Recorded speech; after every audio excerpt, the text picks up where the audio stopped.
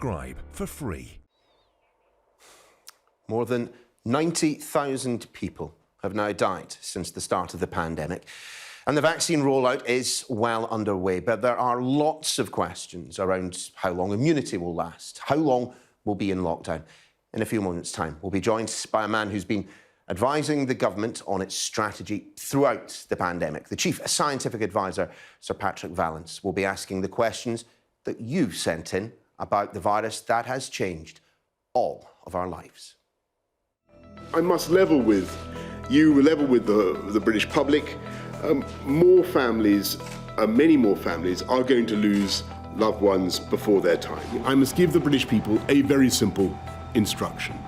You must stay at home. There was no large-scale removal of people from hospital into care homes towards the start of this crisis. Every year in seasonal flu, the number of deaths is thought to be about 8,000 excess deaths. So if we can get this down to numbers 20,000 and below, that's a good outcome in terms of where we would hope to get to with this outbreak. Christmas is going to be different this year, perhaps very different. It's been such a tough year for so many people, and finally we have our way through it, our light at the end of the tunnel. This is not a natural peak that's going to come down on its own. It's coming down because of the measures that are in place. Take the lid off now, this is going to boil over for sure, and we'll end up with a big problem. Very pleased to say that joining us now to answer your questions, the government's Chief Scientific Advisor, Sir Patrick Vallance. Sir Patrick, very good to see you this morning. Plenty to get through, but let's begin with the thing that we all hope will be our way out of the pandemic, the vaccines.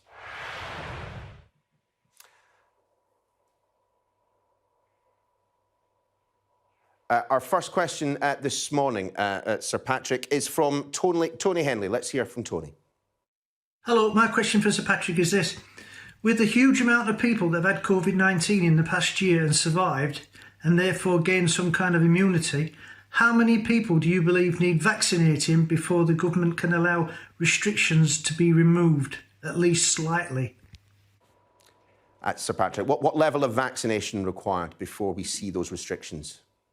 I mean, the first thing to say is, as the questioner says, there's been huge numbers of cases, and the NHS is under enormous pressure at the moment. And I do want to start by just, again, reiterating how grateful I am, and I think we all are, to the people in the NHS working so hard to try and keep this under control, to make sure that people get the care they need. It's very difficult. It may not look like it when you go for a walk in the park, but when you go into a hospital, this is very, very bad at the moment, with enormous pressure.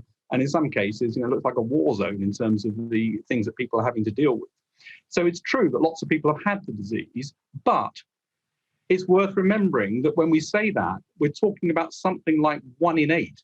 So it's not a very high percentage of the total population. In terms of the numbers of people that would need vaccination, it's worth just understanding what the vaccines will do. So the first thing the vaccines will do is protect those people who've had the vaccine from severe illness and reduce the chance of dying from the disease. So it's an individual protection. We know much less. If I can just, we know much less about the ability of the vaccine to stop transmission. We think it will stop transmission, but we don't know by how much yet. And you'll need very, very high levels of population coverage, 70% or more, in order to get some degree of immunity across the whole population. Sir Patrick, our second question is from Philip Dunn. Morning, Philip. It's an interesting one. Israel, he says, has done some clinical trials. They dispute the UK's claim of 89% efficacy after the first dose of the Pfizer vaccine. They say more like 33%. What do you think? Well, I think that I'll tell you what we know and what we don't know. So what we know from the clinical studies, particularly, and I'll talk about the Pfizer vaccine here, is that if you take everything from day 0, so the moment you get the vaccine, to day 28, then the overall figure is something like 50% protection. But of course, you don't expect to get any protection in the first 10 days because it hasn't had a chance for the immune system to build up. And some people may have been infected before they had the vaccine. So if you take from day 10 up towards day 21 and beyond, then it looks much more like the 89% figure that the JCVI, the Joint Committee on Vaccination and Immunisation, said. So that's the clinical trial data. And we also know that when you get into real world practice, things are seldom quite as good as clinical trials. So I think the 89% or so is the figure that you see post 10 days. So that's the basis of the recommendation.